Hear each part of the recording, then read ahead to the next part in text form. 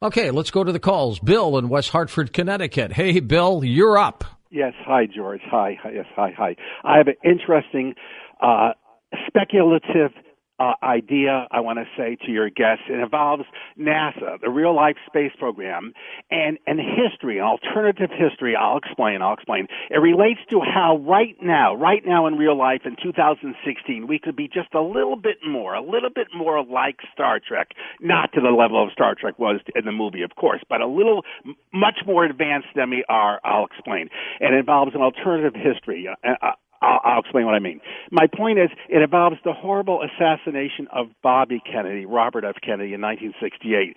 My point is, Richard Nixon came so close to beating Richard Nixon beat Hubert Humphrey very closely. Hubert Humphrey came so close to winning. If Bobby Kennedy had run in 68, he would have beaten Richard Nixon. Now it relates to space in that Richard Nixon canceled the Apollo program as of 1971, and Apollo ended December 1972 with Apollo 17.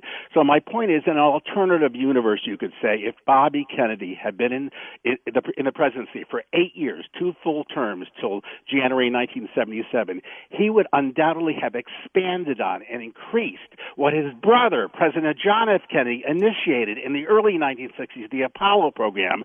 So the point that I'm trying to say is Apollo would have continued another 8 more years and beyond into the early 1980s. We never would have had the space shuttle, which I think was in many ways a waste. For 3 decades, 30 years, 1981 to 2011, we would have expanded on going to the moon so that by now, 2016, we would not only have a lunar base with maybe 50 or more people on the south pole of the moon, but 2 years from now, in 2018, which is the best launch window in decades to go to Mars, we would be preparing to go for the first humans to Mars in just 2 years. This all possibly could have happened had Robert Kennedy been president after Lyndon Johnson and before him John F. Kennedy. Would your guest comment?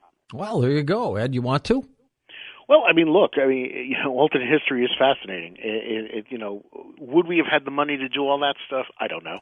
It's an intriguing idea, and anything that would move us closer to a little more world unity, I think, would have been a wonderful thing, especially now when you consider that we're so far apart.